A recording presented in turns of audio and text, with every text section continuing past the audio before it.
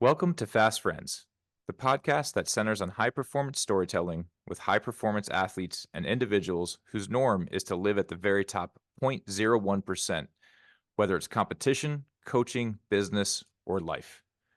We dive into their stories, how they got there, the journey, and life on the other side. I'm your host, Dan Walsh, and I'm joined by my co host, Justin Faber. Justin and I were rowing teammates in college and later on the U.S. national team. Though we went on separate journeys, since then we've come together to bring these stories to life and share perspectives with our audience as well as our guests. Everybody, welcome back to Fast Friends. I'm one of your hosts, Dan Walsh. We have Justin, my co-host, and Luke and Steve here, helping with making this feel like we're in a Cox 4. Today, our guest is none other than the Hurricane, Dan Beery. Dan Beery is one of my closest friends. He was my partner in crime at the Henley Royal Regatta, which I'm going to next week. And we're really excited to have you on the show, Dan. I mean, your story of how you got into the national team system is amazing. The fact that you still hold the Olympic record is amazing. And Justin and I are really excited to have you part of this 0.10% of high performers out there telling your story. Well, thanks for having me, Dan. Yeah, so just again, I echo Dan's sentiments. Very excited, Dan Beery, to really dive into it today. Just for the audience, just a quick background and bio to help set up today's show. Just a quick rundown on who we're talking to today. So Dan is originally from Indiana. Want to later go on to start rowing a little bit later in life, a little bit different than some of us here on the show that you've heard from earlier. And while attending the University of Tennessee in Chattanooga, he was actually a college basketball player. So giving him a very unique path to prominence as an oarsman that is a little bit uncharacteristic of how a lot of people ascend to the level that Dan did, which we're going to get into in today's show, which we're pretty excited about talking to. And that start in the sport didn't really impact his outcome, as Dan would go on to be a World Cup winner, a multiple-time world champion, and as Dan alluded to, part of the 2004 men's 8 in Athens, which would go on to win Olympic gold and setting a course record in a world record, which still stands today, 20 years on, as Dan spoke to. So we'll talk today about Dan about his journey, what looked to be an irregular path to success. But again, we'll dig into the mindset and the high performance nature of competing that led to Dan's success. So Dan, again, welcome to Fast Friends on Mettle Factory. And yeah, we're stoked to dive in. I know we've been talking about this for a few weeks. Now we're have you on, and I'll kick you back to Walsh to really just fire it up. And again, like, great conversation. It's about to be had. I can feel it. So Beery, Thank you. I think that it's amazing that we're here, mostly because it started with, I called you one random day and I asked you, how much are you benching? Right. And we like to start the conversation with, the show, it's about being fast. It's about having that mettle. It's about being tough. In your own words, why do you think you're on this show today? In my own words, well, I think a huge underestimated part of why our group was successful is just because of that sort of spiritual connection that we all have with each other. And I guess they call it synchronicity. I was looking it up today, but there's a word for it. It's called synchronicity. There's some other words for it, but I was thinking about you the day before you called me. I was thinking about you while I was doing a max bench press, just randomly with my buddies at work. I love it. So I was thinking about you, and you had written some really awesome bench press workouts for me when I got done rowing, because I was trying to get to 300 pounds. And so I was thinking about you, and then we had not communicated in 5 months. And then you called the next morning and asked me how much I was bench pressing. So it's just, I don't know. I find it's almost hilarious, to you think about when your teammates and then they call you, spooky action at a distance. So maybe that's why I'm here. Spooky action at a distance. I think that's beautiful. I think it's beautiful. Justin alluded to, when you were in college, you didn't start off as an oarsman, and it's really, I really wanted you to be that first walk-on guest for this show. A lot of what we talked about in the earlier episodes is what it was like to be a high school oarsman, but you finding rowing in college, especially the fact that you kind of, having Hartmut Bushbacher in your aura, talk about this serendipity of how we get here in this spiritual path where the synchronicity is. What was it that Hartmut or you saw in rowing that drew you away from the basketball court? Okay, well, I'll try to go through it really quickly. My dad was a high school football coach, and that's what I thought I was really gonna do. And I also loved basketball, so I played basketball. I had a serious head spine injury and in my junior year, so football was sort of pushed off to the side. I really focused on basketball. I tore my ACL my senior year, so being a great basketball player was never in the cards. My first cousin played professionally in Europe. He's amazing. He tried out for the Pacers. He is absolutely amazing basketball player. I wasn't, but so then I transitioned out of that.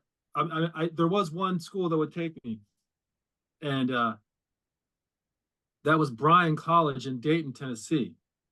And so I played 2 years there, transferred to Tennessee Chattanooga because I wanted to walk on, because Johnny Taylor was there. They went to the Sweet 16, made it to the NBA. So right there at that juncture where I thought I was going to walk on, and I was only going to be a practice player at Tennessee Chattanooga. I was not going to be someone that was seeing a lot of minutes. But right then, that's when Bob Espaseth, 1986 world champion in the straight four, an amazing guy, an amazing racer, rode for Ted Nash. He recruited me for the UTC club team. And so after several years of trying to make the U.S. team, going to trials with Penn AC, Hartmut invited me to lunch, and he said, "Hey, tell me about what you're doing."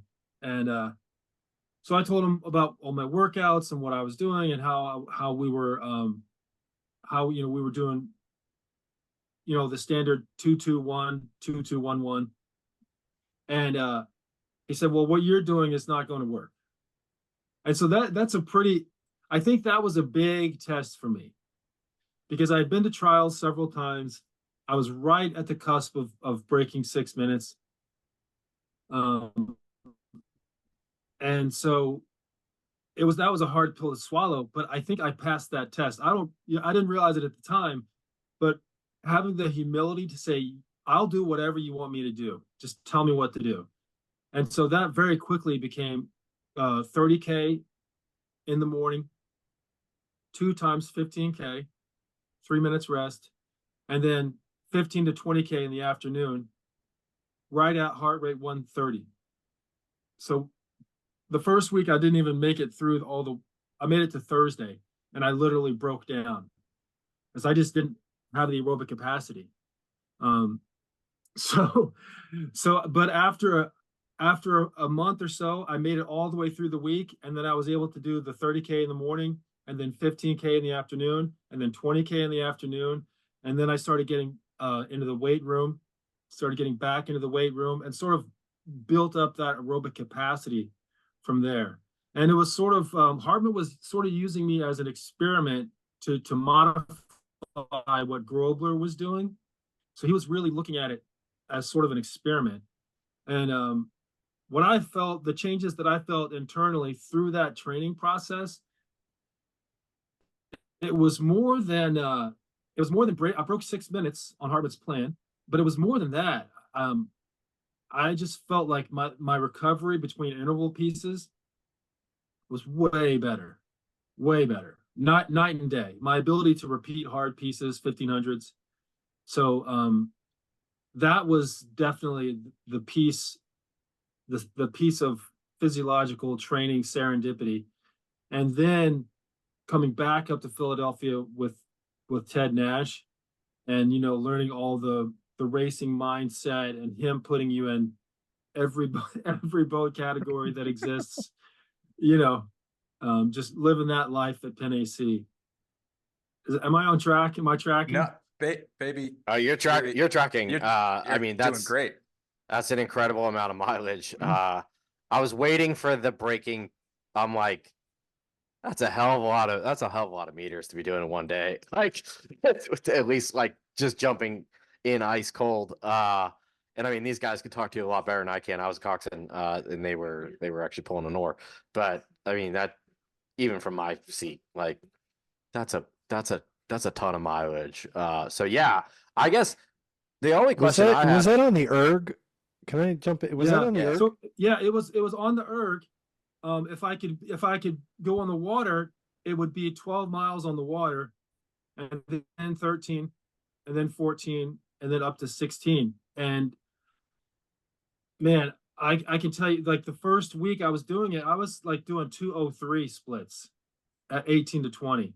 And then all of a sudden it was, 202, then 203, then 201, then 202, and it was just slowly, very slowly, like a tenth a week, a tenth a week. And then I'd have a setback, then I'd get sick, then my skin would break open.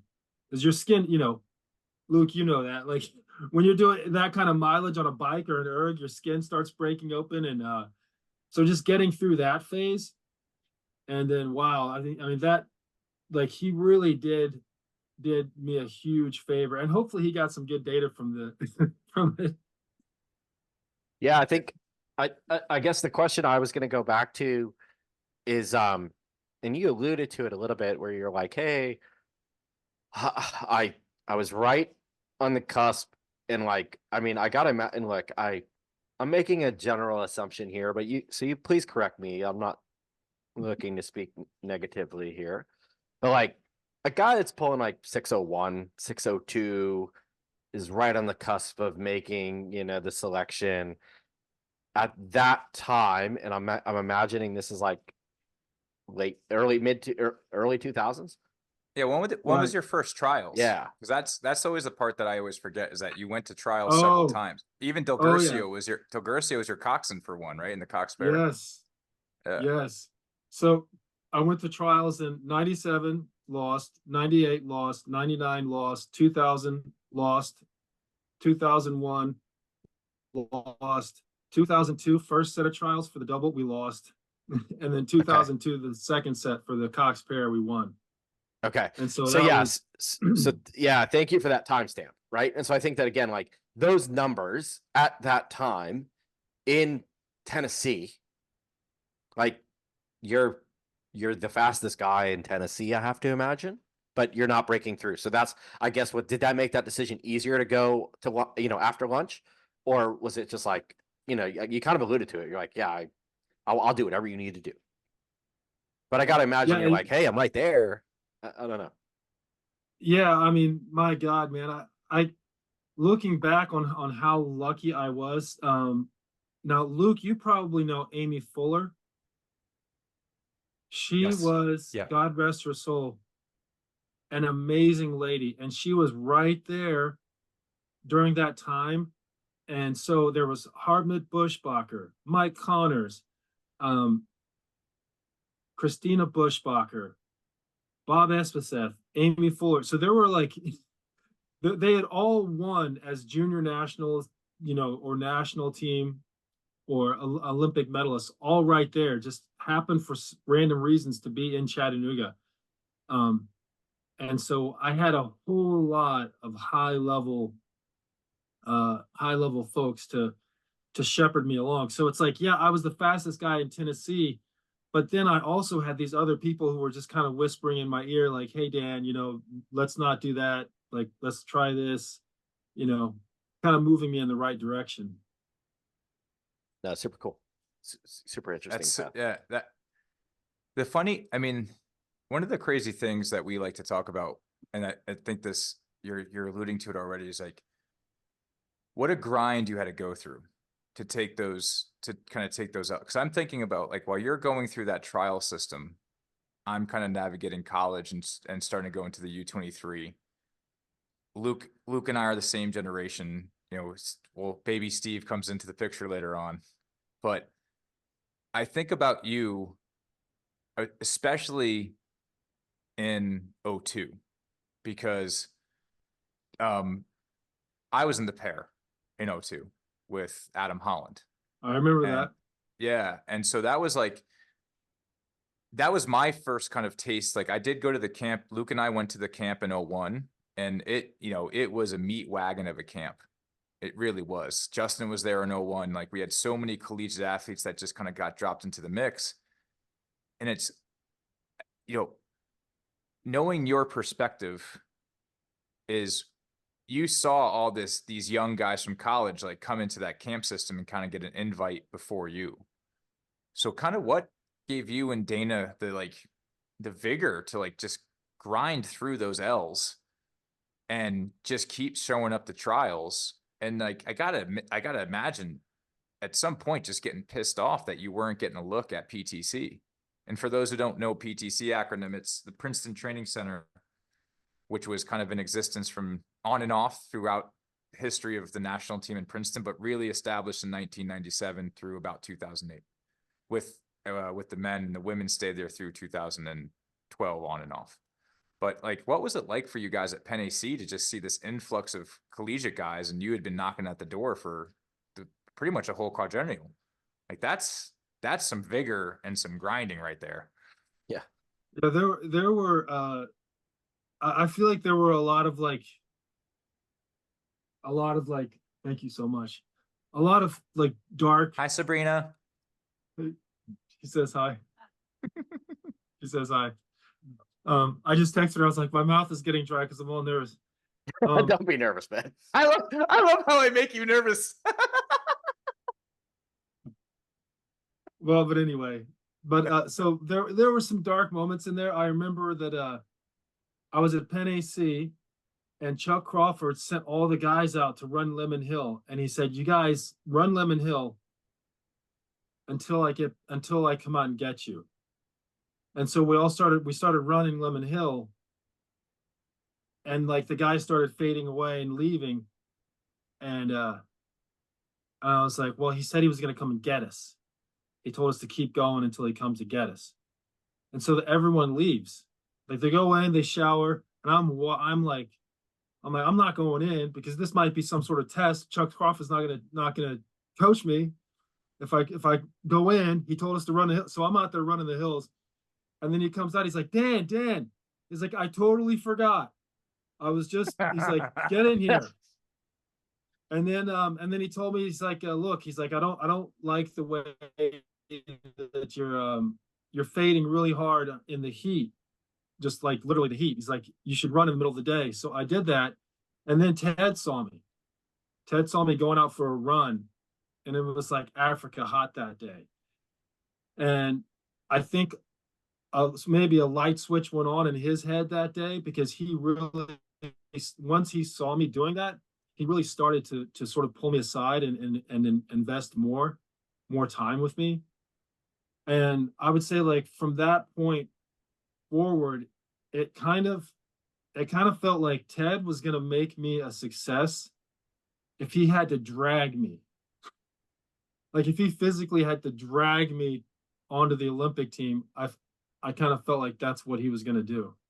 And I don't know what I may have done to earn that, but he really started to spend a lot of time and make a lot of investments, not just about rowing, but about life and how to carry myself and how to not be such a raging party alcoholic. There were some tough conversations that I had to have with him. And he, I remember one day he told me that if all I wanted was a uniform, he would take me downtown and we would go get a USA uniform. But if I want to win, if I want to go to the Olympics and win, if I want to help my teammates win, if I want to be that kind of athlete, then it's gonna take something completely different, and I need to start acting like it. And so, that was a little bit like the lunch with Hartman. There was another test there, I think, because Ted was a lighthearted guy, but he could be very serious when it came to things of that nature. I'm sure you remember Steve. He could be very serious when it came to talking to you about how to prepare yourself and how to be serious about your preparation. Take yourself seriously. Take your teammates seriously. Don't run with the herd. Try to lead the pack. Don't be satisfied at the back of the pack or just as a member of the herd. Try to be pushing the front of the herd. And by doing that, you help your teammates get better. So those are some of the, I think, life lessons and personality. I want to say personality transformation lessons. And I think there isn't a day that goes by that I don't feel the impact of the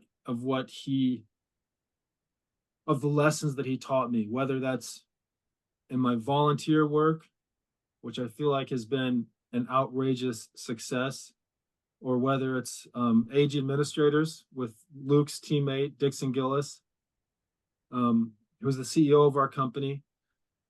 So the mindset that Ted instilled in me. I'll give you a quick example. He told me that he said, "Listen, Dan, in business, the answer is always yes. Your client asks you for something, the answer is yes, and now you need to figure out how to get there. Like, how are you going to get your company there, right?" USA Rugby is a very challenging account for us. Very challenging. How are you going to get your company into a position where they can handle those claims and all the complexities, and all the guys have 9 or 10 running claims, and they're traveling, they're in New Zealand, they're in Hong Kong, how are you gonna handle it? How are you gonna pay the providers? But that mindset that he instilled in me is extremely valuable, and I'm grateful every day. That's amazing, Beery. I do always appreciate that at some point in all of our careers, it's definitely, a coach does help us start to unlock what ultimately is within ourselves.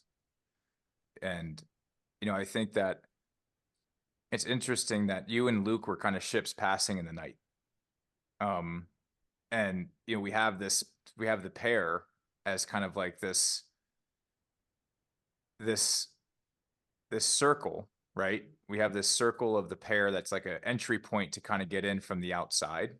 And I think about really, 02, when you and Dana got that silver was pretty impressive, right? It was pretty impressive because you guys came home with that hardware. But what I think is really interesting is in 03, that summer, both you and I were back in the camp for the first time. Luke had to, in the previous episode with Luke, we had learned that Luke decided the camp was no longer for him and that he chose to go and train in Boston. And I had just left Boston where I had won the pair. So I represented the pair, where I invented the biathlon at the World Championships. We could talk about it another time. Resilience. So, but to me, what was really interesting is when you and I were roommates at Henley and we got to really know each other, was I really got to see this kind of mindset unfold. And I would love to hear about, that race to me at Henley really stings still. Like, it really stings because not only were we on the attack with like 300 to go and moving, but when we had that collision and we had to do the re-row, Mike wouldn't let you row in the re-row. And that was the first time that I felt the absence of Beery was a deficit to speed. And, that's when I realized that hearing how you got to that Henley race, your mindset is so much clearer now, the things that you had to endure, the things that you had to grind through, and how much like losses you had to overcome. Because to me, that, I don't know if you remember that, but that Canadian boat that beat us went on to win Lucerne and Worlds that summer. So we had a meddling capable straight four in that moment. And it kind of all got blown up. And the similarity between you and Luke is that before that straight four selection, that was kind of like musical chairs going into 03, you had this courage, this really amazing courage to just say, I'm going to remove myself through this and do what's best for me and go back to the Cox pair.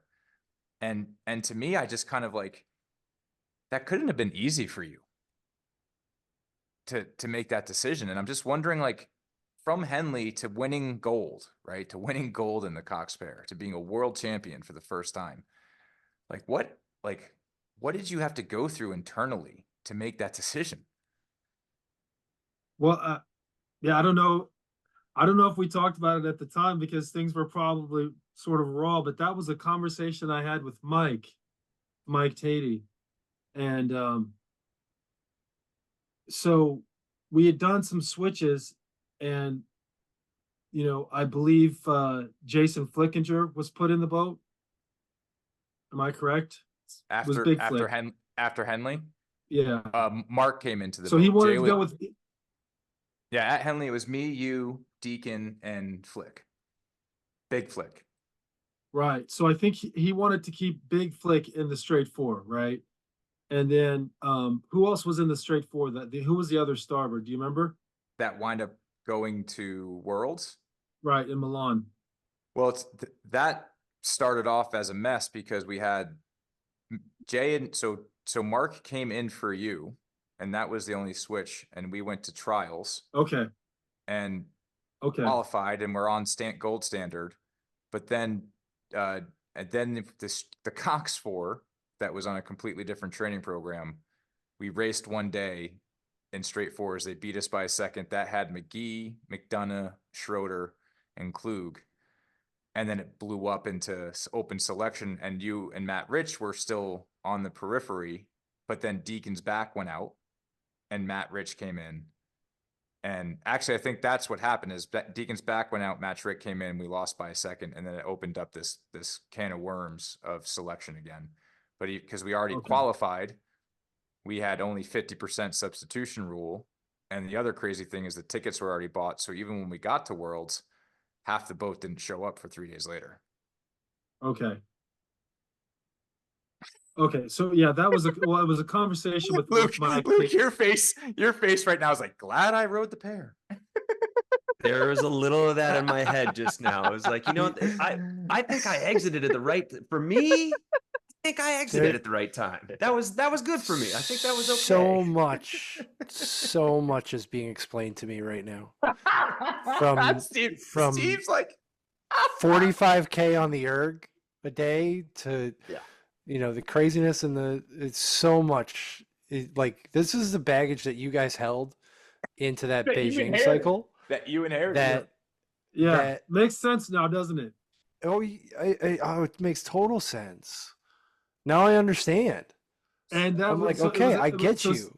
So Stephen, it was a conversation I had with Mike at that time, and I said, listen, I know I have to be way better. I need to be way better. I was like, I get that. And he's like, no, you just need to be a little better. Just a little bit better than these guys. And I said, okay. He's like, so you're going in the Cox pair. So anyway, yeah, there was, I mean, hey, there were some tough moments in there. I mean, when Dan was in that pair and they flipped, I mean, that's the sort of thing that can really mess with your head for a long time. Dan Walsh and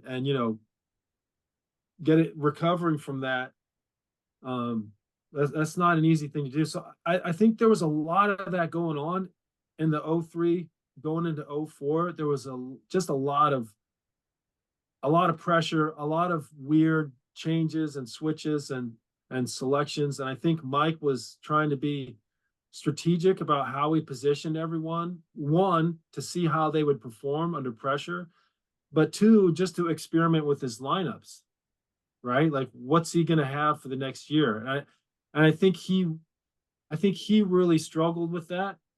And then, but I think it had a big impact on us, right? I think it had a big impact on us because he was really trying to do the best he could with everything that he had. And I think years of perspective on that have really helped me to understand. But, we were in this four that was chasing down the Canadians, and then it got blown up. And so, yeah, there were, I mean, obviously there were some hard feelings there, but it was fuel for the fire. And man, we really had a very special group, really a special group. Yeah. I always say that, I mean, just the fact that we knew we were fast And then that, that Henley race was our first race. It was my first time steering internationally. So having the toe at Henley was like a oh crap moment. Like this is going to be hard. Justin, have you ever been to Henley? No, just All right. London. So to Not give you London.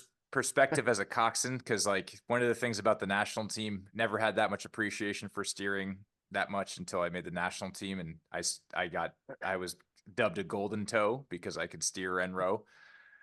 Is you have these telephone pole booms on the one side, Yep. no buoy line, the other crew, current, it moves around. And, here we are, we know we were fast. I think I remember about that training camp is we were stealing pieces from that British boat that was a current silver medalist, I believe. That had like Rick Dunn, and it was before Pinsett and Cracknell went back into the fore, and we were stealing pieces from them in practice at Dorney. So it's kind of this like disbelief that we were fast. But if you think about it, if you unpack that, Jay, world champion, you and Deacon, Olympic gold medalist, be bronze medalist, like obviously there was talent there. And I think the really brutal thing about Henley for me was, we got upset, we crashed, we did the re-row. You should have rowed. Like in hindsight as a coach, I think the only thing I would have done differently is you said you wanted a row. I still don't know why Mike put, Torgy in, God rest his soul. But we lost by a deck even still, but then that poor 8 got brutalized at Henley. Do you remember that? Oh yeah. Yeah, they just like, it was a really rough race for those guys in the 8. And so when you talk about the resiliency and kind of that moment just going into that world championships, that 03 world championships was really important for the US team because we, from what happened in 2004 or in 2000 without qualifying all the boats, is that 8 bounced back and got silver. We in the straight four in a really tough event, we won the B final, and that race was like insane. It was between 7th and 12th was 1.1 seconds. With only whoever got last didn't qualify because that's back when it was qualifying for 11. You guys win the Cox pair. The Cox 4 wins the Cox 4. Luke, you and Artur qualify the pair. The quad qualified, and all of a sudden, here we are. Like this US team, everybody, pretty much almost every boat except a single, I believe, qualified. And we were all training in Princeton. And what I remember going into that Olympic year was thinking, this boat is going to be impossible to make, but whoever does make it is going to win gold. And that collective energy from both in the camp and outside the camp was all focused on, we're going to win the 8. Like it was like, that's the thing that was amazing about after that world championships. And I'd love to know a little bit more about, so we get through that world championships, you're now a world champion, you got gold medal around your neck. And now it's like, so am I a little bit better? Like how did you, truthfully, like I remember watching it and, always proud to be your spare.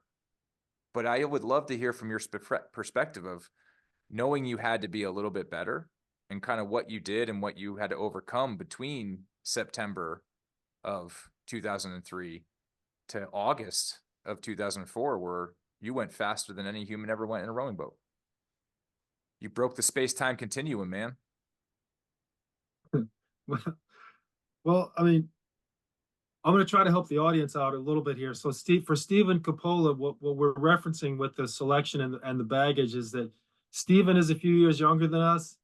So he was coming onto the team in 2005. So there was a lot of water under the bridge in all of these selection battles. So when Steve came up onto the team sort of as a rookie in those years, and we won the 8 in 2005. So Steve's coming in as this fresh, young, powerful, talented whiz bang guy. And he's like, whoa, these guys are like kind of wild and salty. And so now, just for your audience to understand, so the penny is sort of dropping for Steve because he came onto the team in 2005. So all right, so I just wanted to explain that in case any of my family's watching. so what happened to that year? I mean, I felt like the level of intensity, even on the workouts when we weren't trying to compete, I felt like we were competing even on the steady state workouts. And there were times when we would take it down and just really focus very intently on the technique and be very focused on what we were trying to do technically. But I felt like the level of competition and practice was really severe, and it really brought the best out of us. And I mean, don't forget when we were in Chula Vista, Mike was pushing us and pushing us and pushing us until I got mono. JR's JR had tendonitis so bad it looked like someone put a golf ball in his arm. Mike Worley had lost a whole bunch of weight. Like he was really light. I mean, guys were really struggling physically. We were losing a lot of guys, if you remember. So the level of training that we were able to reach through that year, to your point, building on some of the little sparks of speed that we had seen, enough to give us confidence, right? I think that really spurred us onward. And then Chris Aarons came back. I mean, obviously you remember Chris Aarons came back. And there were days. Justin and I just had lunch with him the other day. It was great to see him. He is a beautiful human being. Sure is. He sure is, man. And there were days when we would, like, I remember one night we were in Chula Vista in a straight four, you and me. And I remember just having this sort of spiritual feeling. And I don't know where it came from. And it's really unlike me. But I just had this spiritual feeling that just sort of told me, like, it's never going to be better than this. You are at the absolute peak of your athletic career. And I was having these thoughts, and it was dark. It was one of those nights when Mike kept us out in the straight forward. We were doing some really long steady state work, but the boat was going so well. It was flawless and powerful and well balanced, and everything was cranking. Matt Imes had the boat rigged perfectly. It was this new whiz bang Hudson. And it felt like we were just flying, and it felt easy, even though we were exhausted and putting out a lot of effort. It felt flawless. And just something inside me said that it's never going to be better than this. You might be able to hold this for a while, but you're never going to be better than what you are right now. Like savor this moment. It's just like a voice told me that, you know?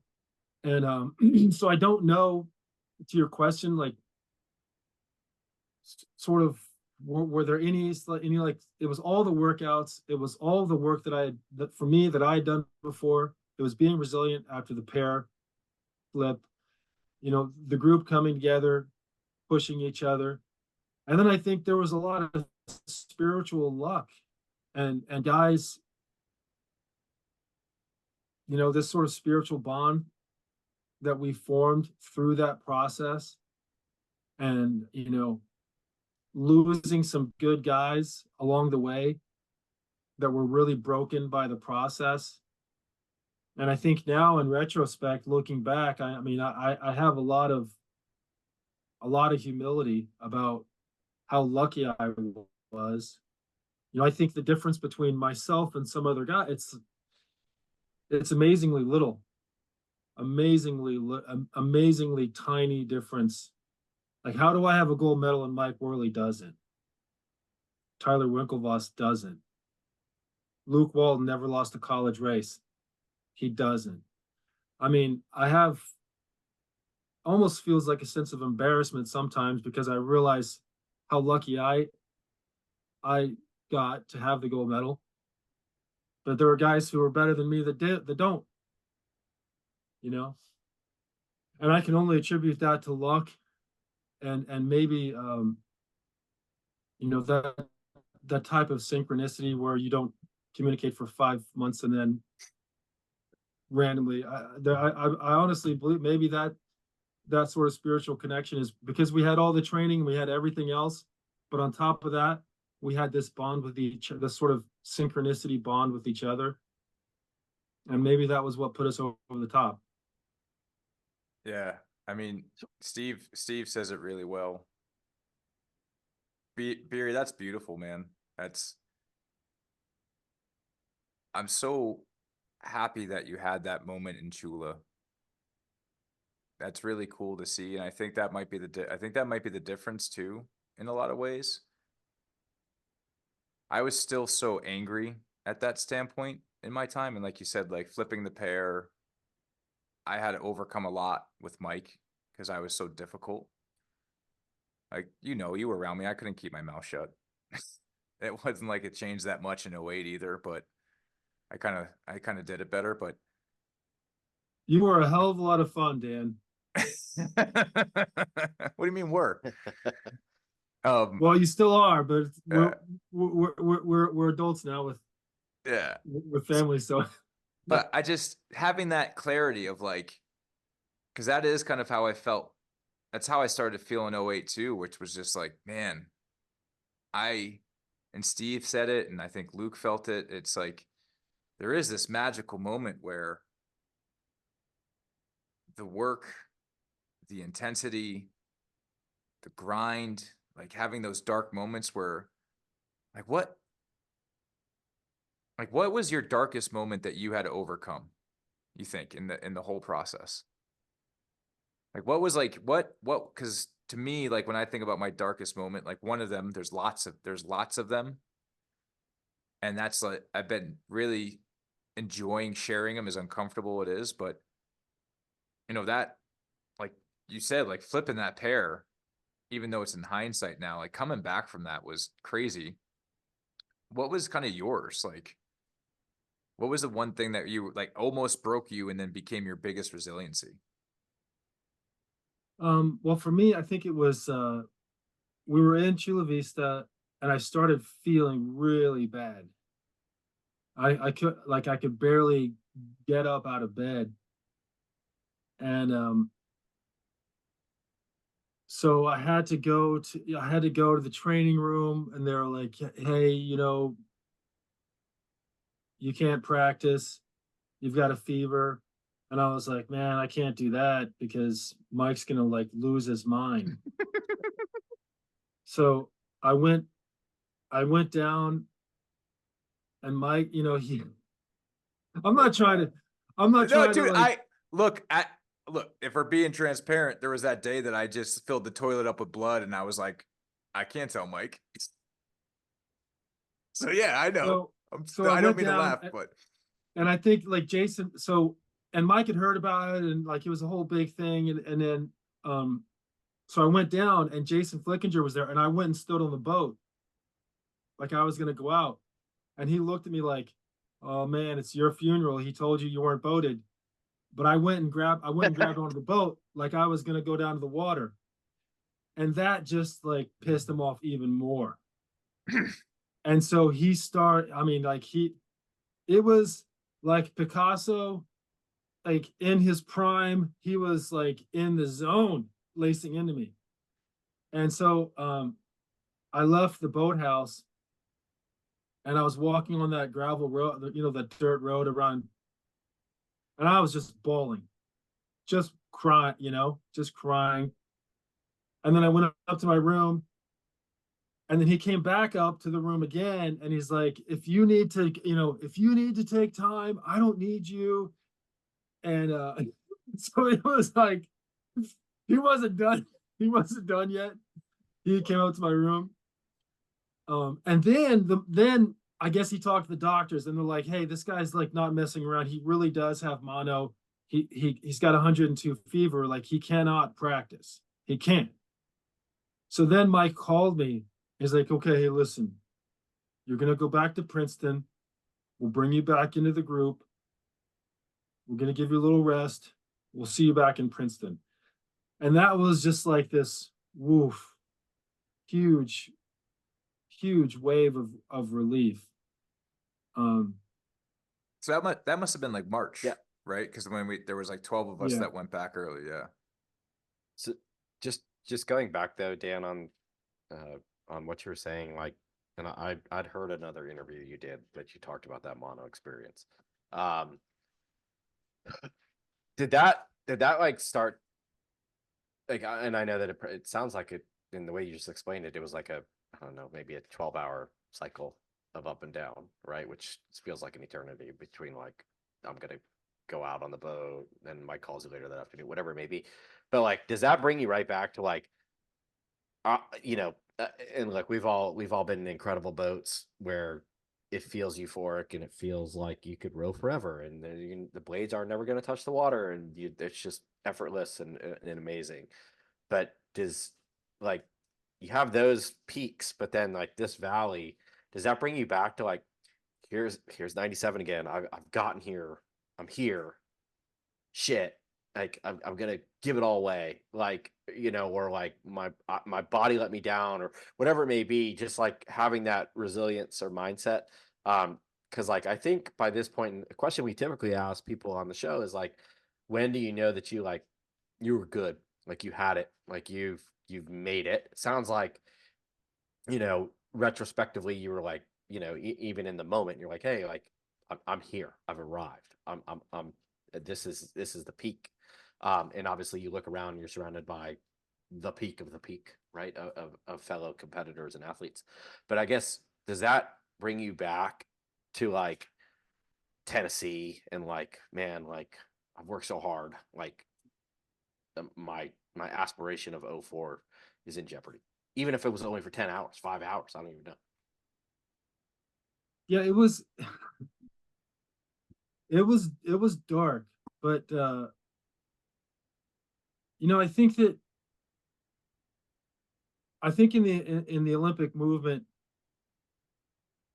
if we're not going to start, if you want to race and win clean, which we did, if you want to do that, I think that we have to.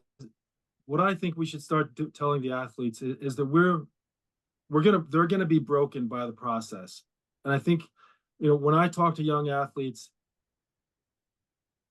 if you want to beat countries that are doping, you're going to have to train the way that we trained.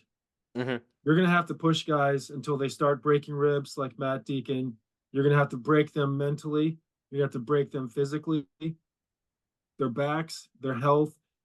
That's the level of commitment that we have to have. And I think we don't tell them that enough. In other words, if they're not going to be on steroids and EPO, they're going to have to train to that standard, to the very limits of their psychological, mental abilities. You know, and I think that we were surrounded by guys that were invested enough to do that. I think at any point someone could have flaked out. Yep. And it would have really been detrimental to us. But there are other things, Justin, that happened. You know, in retrospect, Mike was really hard on me. Mm-hmm. Because he was afraid I was gonna go out and get in trouble and get arrested, do something stupid, and I did, and I did, and you know, there was moments where you can't explain how lucky you are to have friends. You know, I haven't had a drink in 10 years, and I was a bit wild then, and I remember one night we were out, and this guy looked at me wrong, and I wanted to get after this. I wanted to get after with this guy so bad. And there were 3 of them, and I knew it was going to be trouble, and I didn't care. And I was perfectly sober enough at that point. And I was still, and Walsh saw me and grabbed me and drug me out of there because he's big enough to do it. And I think, you know, there are moments you can't explain where your teammates keep you from doing something incredibly stupid, could have gotten hurt, could have gotten arrested, and you can't explain it. You can only be grateful that you have them. But I think that we were wild enough and tough enough and aggressive enough, and we love our country and we wanted to win with that, with the Team USA uniform on. But we're also very fortunate that we we kept a close eye on each other.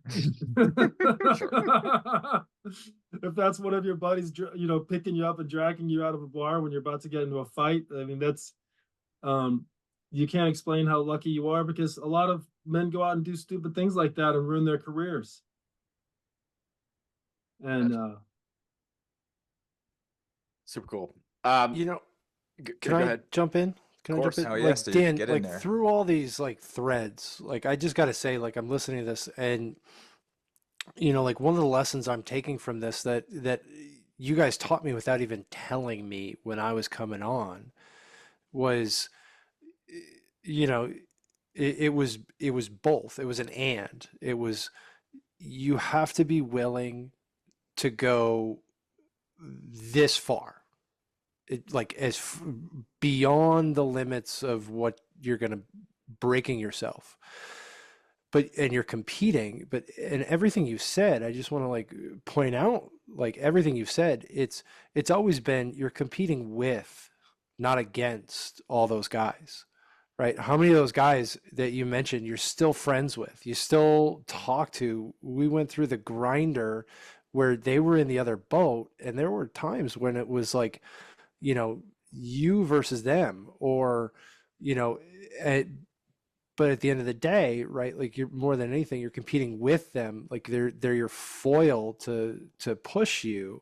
And I thought, like, coming on in the next cycle, it was really healthy, right? And you saw, like, the guys that would wanted to compete against someone didn't last as much as right. the guys who were like, okay, well, let's go. Like, where are we going to go? Like, we got to try to like repeat, like the guys from '04 just set a world record. We got to try to match that or beat it. And how far are we going to go? And how far into the well are we going to go? Um, but I think it was so healthy, right? Here's guys that you could be seat racing, and then you go out to the bar and they're the first guys that are dragging you out, and or have your back, right? You might have just torched someone in a seat race, and then you're going out to the bar with them, and they're like, yo, do you want to fight this guy? Got you, but we should probably not. Like, like I thought like it's just so healthy, and um I think it's so healthy, and it's something that I thought carried over into the next cycle, and really helped start that next cycle for me. So I just want to, like, while we're in all that and talking about like lessons and things we learned, um I just want to like express that gratitude. Like, you probably didn't even know it, but you were teaching me that. You were like, hey, this is where we got to go. Let's go. You want to come? Great. If not, okay, no problem. I'm going anyways. I've been there. Oh, it means a lot. Beery, this is kind of a twofold question that it's one of my favorite parts of just kind of like everybody that we've talked to. And I think I knew when you were good. I knew when it was like, okay, this Dan Beery is good. Like, world's best good. And it was before, it was before the Cox pair. So I kind of interested, like, when did you know that you had the stuff and it was going to come down to luck? Because Steve has a great quote that luck only matters if you're good enough to win. Right. So, and what was your edge? Like, not only did you know when you were good, but what was your edge you had on the rest of us, where you were like, because that's the one thing I always think is really interesting in our cohort, especially from the outside, and for young rowers or rowers in college or athletes to make the national team. And, I'm rooting for this U.S. team this summer. I think they had the potential to be one of the best U.S. teams ever if things go right for them. But at some point, we all have to lean into what our edge was. So I'm curious, like, when did you know you were good, and what was your edge to help you know you were good? Um, I think learning little things through the trials, losses, Yep. that really helped. Like, believe it or not, like that really helped.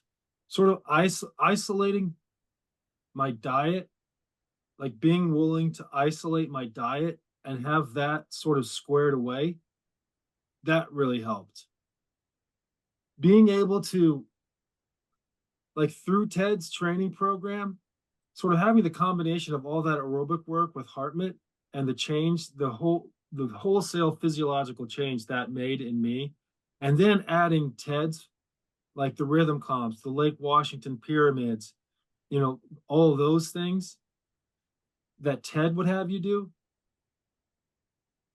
That really, what I started to be able to do, what I felt like, I could be crazy, but I felt like what I could do after I could sort of take HeartMate's, that aerobic capacity stuff, that recovery, I could attack the front of a race very, very, very aggressively. Like, you know, sort of utilizing the rhythm comps the way that Ted Nash would teach you, and then carry that through the entire race and still function throughout the entire race, because I had what HeartMate had given me, which is like a really great aerobic base. And so I think sort of marrying those two approaches together was sort of an X factor for me. And I think I also feel like I didn't really know until I started rolling with guys like you and guys like JR. And then it was like, whoa, okay, this is what it is at 20 when you're going like, you know, 140 and a straight 4, like something absurd. Now we got to do this at 36 and get it down to 120-ish, 5-ish, 8, 7, 5, 4. Now we got to make that work. Okay. Now, how do we do this at a 24 for 3,000 meters and maximize that speed? So I felt like part of it was what Ted had instilled in me. Part of it was what HeartMate had instilled in me, the ability to front load a race and carry that lactic acid the whole way. I felt like that was a huge advantage. And then being with other guys where it really started functioning at an extremely high level for an hour and a half at a time. And so I felt like I was still learning. I mean, maybe for you, Dan, you had been up on that level, rowing with those at that high level. But man, I felt like I was learning something every day. Yeah, no, I mean, you just could never take a day off. Like until your body made you. That's so like I think what you saw as learning, I just saw as like, yeah. I mean, Beery, you're relentless, man. You're relentless. I think we all are. We all are in this conversation. You know, I think you articulate it so well in such a pragmatic way. But dude, to race with you is nothing other than beautiful. And because that was like racing with you was relentless. And that's why I think you got the name the Hurricane, man. It's because like you knew that when the race really mattered, because there were some time trials at NSRs, well, you know, maybe you didn't care that much because they didn't matter. But dude, when it came down to the final, and if you were in a boat or if it came down to like the last piece, like that, being in your presence in those moments, dude, was, to keep it with the theme, was spiritual, man. I mean, I think other than being relentless on the water, the only thing that you were more relentless with was the getting the rocket launcher in Halo. I think that's the closest I ever saw you to fight, other than the bar that night. Well, you know, yeah, okay, so Dan's referencing a story where we were Dan Walsh would kill us, crush everyone in Halo, and I was horrible at it. And so Wyatt Allen and I were getting crushed, and then we somehow this ended up in an argument about the rocket launcher in Halo. And We'll need Wyatt. Yeah. We'll need Wyatt to we make sure he almost- can defend himself. we almost came to blows. He's such a wonderful guy. My God.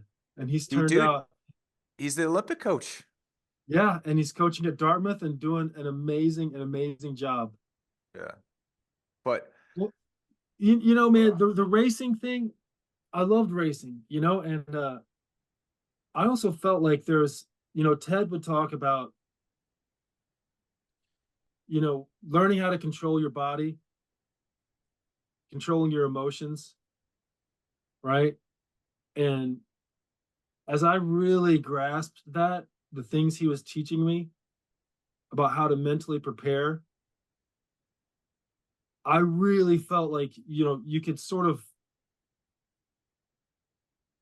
access that stuff, right? By controlling your emotions and then letting yourself start getting excited throughout the race, sort of letting that adrenaline start to kick in, almost like I almost started to feel like I could control the adrenaline.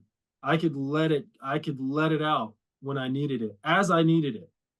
You know, I would start thinking about, damn it, I really want to win this piece, and just let myself be in that moment, and almost thinking about just letting all that adrenaline out. You know, like I'm going to stay calm. I'm going to stay calm here. I'm just going to suffer with all this lactic acid. I'm not going to get excited, but I'm going to be pushing at max at the beginning of the race. And then I'm going to let that adrenaline come out as I go down the race course, almost like I'm opening a tap, you know, let myself get excited about that last 500 meters. And that's sort of part of the mental game of controlling yourself and controlling your emotions that Ted was so good about teaching, that everyone kind of laughed at, that everyone kind of thought was a little strange and a little odd. But man, it worked for me. So, I mean, like just for our audience, right? And I think there's a couple of questions I have to follow up on that. Like just for our audience, I think that what you're speaking to is an incredibly high level of self-awareness in the midst of a pain cave. And I think that that's remarkably interesting. And I think that like a lot of people that are going to listen to the show that maybe haven't done it on the level you have, or are aspiring to, are gonna hopefully take some notes. But again, like that's years and years of mileage and training and mental psychology to be able to, like you said, just turn a tap a little bit harder, a little bit harder, a little bit harder. I'm wondering though, can you potentially talk about just again, because I think it's going to be a really interesting point. We alluded to it at the beginning of the show. Of okay, you're in Chula Vista, you went back to Princeton after the mono episode, healed up, you get selected, you're in the 8, it's 04, you're in Athens. And we'll try to set a link when we put this on YouTube so people can watch that final, the Athens final. But can you talk about just that day, that race? I mean, that's still a world record, right? And like that's still the fastest 2,000 meters that's ever been rode. Like, by Olympic record. an Olympic did, records. It did get take. I think the Germans have it now.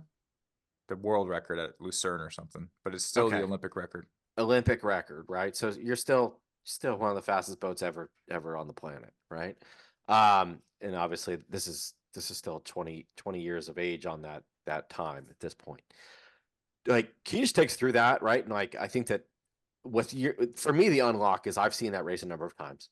I've see exactly what you're talking about as far as going out hard and then maintaining and letting the pressure valve of adrenaline seep out to maintain the pace and obviously to maintain the distance. And again, we'll put a link up, but you know, this particular, you could walk us through the race if you have the recollection of I don't know if you know play by play, but I'm sure you've seen it enough, and you were in the boat. This boat goes out hard, gets in front, and does not let off the gas until they cross the line and is a gold medalist. So would love to, I think for our audience, it's going to be a really cool adventure to go down for a few minutes. If you could just talk about, like, you got selected, you're in the boat, now it's game time. Everybody that's, on this host panel tonight, we all love to race, but I think, like, we also like hearing about, like, what's it like to race for a gold medal, right? And I think that's gonna be really interesting for the audience to hear. Okay. And then doing it, cashing in.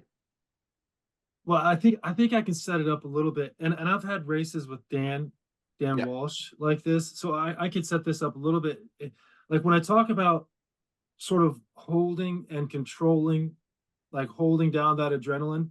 So it's like, let's say we take off and I know this happened with Dan, and it happened with Matt Deacon too, right? So you would take off in a race, you're hanging right there, right around world record pace. And then there comes a point where one of us would decide, like, all right, we're just gonna hammer these motherfuckers. Sorry, can we bleep that?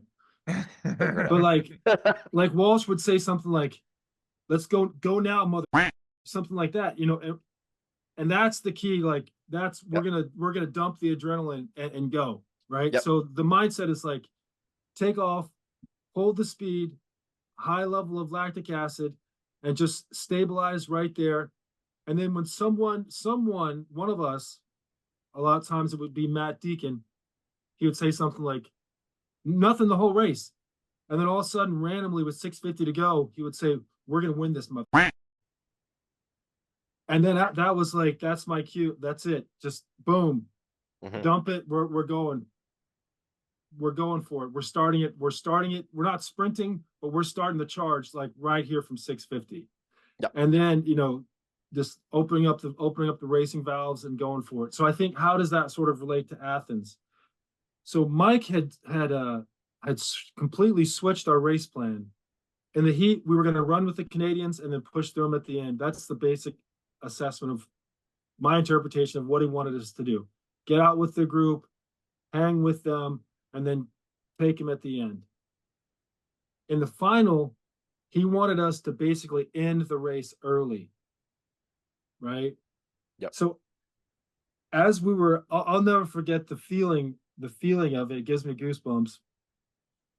But Pete was getting us ready to take that big separating move after 500. And he was saying, okay, guys, let's get ready. We're going to take the move. And then he started saying, hold, because he could feel, like, it was like the boat was almost like vibrating with energy, because we were all ready to just uncork it. It was almost like the boat wasn't shaking from instability. It was just sort of quaking, like it was ready to take off. It's going to erupt. And so Pete was saying, hold. And as he was saying, hold, we were taking a seat every stroke. And then when he called the move, that's when you see the gap in the video where it's like, we're right there with everyone. And then we're open water.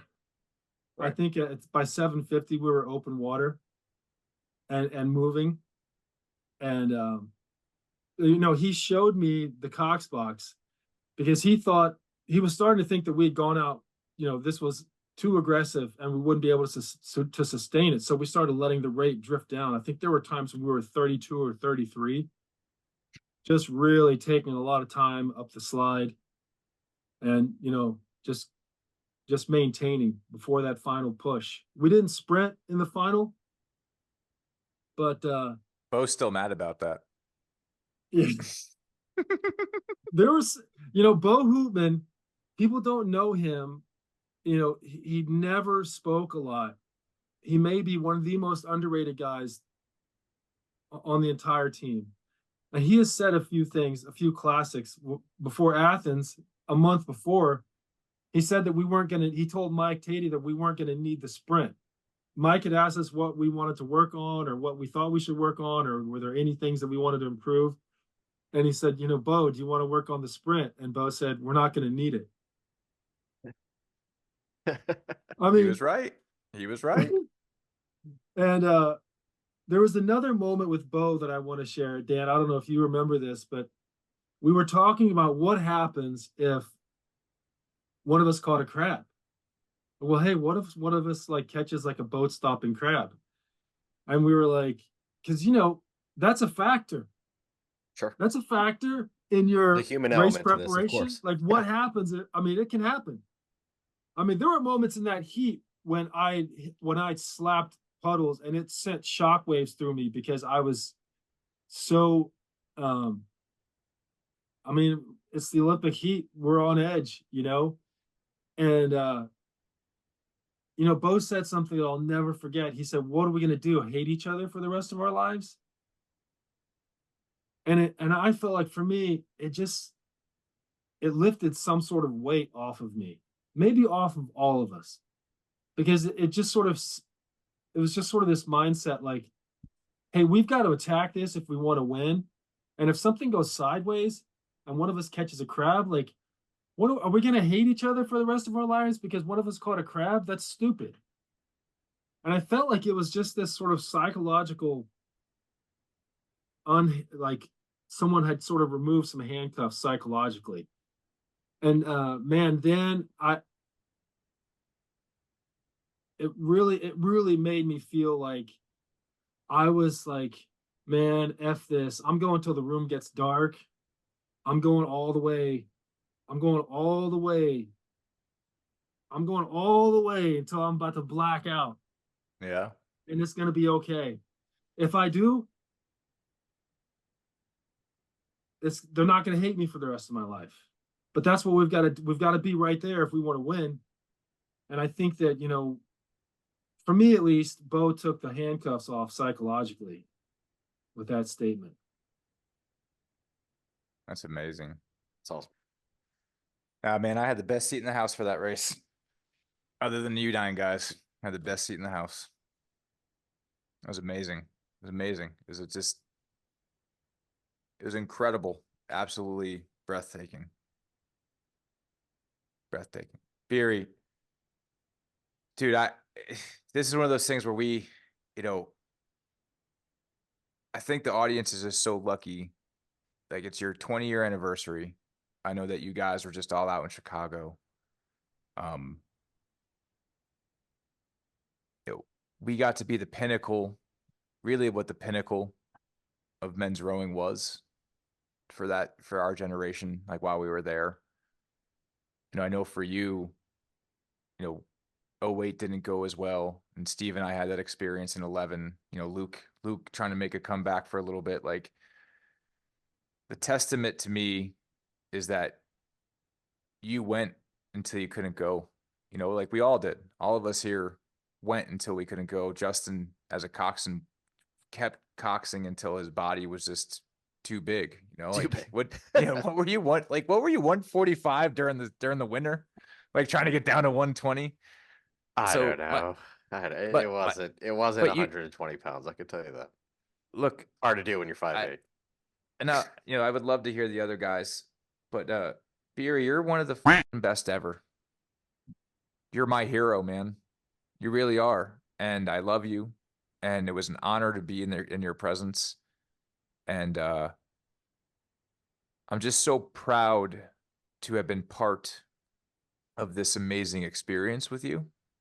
And my last question to you is, with all this wisdom that you have of being the world's best, and like, my thing was always about winning is great. Don't get me wrong. I love winning. But who doesn't? It's a cheap emotion. What I loved about our experience is we were going after it to do something that no one had ever done before. Like someone's going to win a gold medal in Paris. Lots of people are. People are going to come home with Olympic medals, but we were in training from 04 to 08, just breaking records left and right. So to be in that amazing ability where, like, knowing those logs that Mike have the fastest anybody's ever gone on Carnegie still, I just think it's such a great legacy that we're part of. But if you could go back at any point in your athletic career and coach yourself, what time would that be? And what would you say to yourself? Well, I think, Dan, I think that the mistake and the struggle that I went through, this is going to be a very public thing, but I think what I didn't know was how much hanging around, being around you guys, like that was actually the gift for the rest of my life. Right. And so when I got done training, I went through this depressing thing, and I was drinking, and then I quit drinking. So there was this phase when I was done competing. I would actually go back to myself right then, and I would tell myself, like, hey man, this rowing thing is great, but really being around those guys has changed you, and it's going to change you 10 years from now when you're doing volunteer work, and it's going to change you 10 years from now when you're at a company that's trying to do the right thing for its clients. And that's the real gift, that you don't know what the real training is, right? Because I think that for 5 years or so there, I didn't realize, I thought that the mission was over. No, it's just getting started. And I found that with my volunteer work, working with Mauricio Villanova in El Salvador. And you found that here with this podcast, sharing these life experiences that we've had. And that's what I would tell myself. Like, hey, rowing is rowing. And when you're done training, it's so that you can be a better man and give back to the world, that you can be and do the things that Ted Nash taught you to do, to go out in the world and to affect change and help enrich people's lives. And that's what I would go back and remind that younger version of myself, And I think you're discovering it here. And this is a beautiful thing. I think that the conversations that you and I have had, Dan, where there's a lot of humor there, because we would use each other's names to get out of trouble. Dan did it. Oh, it was Dan. 6'7", blue eyes, Dan. 6'7", blue eyes, brown hair. That was Dan Walsh. I'm Dan Beery. But the conversations we've had and the memories and everything is wonderful. But seeing you on this new mission, I think it's going to be really, really special. Yeah. It's our FUBU, baby. For us, by us.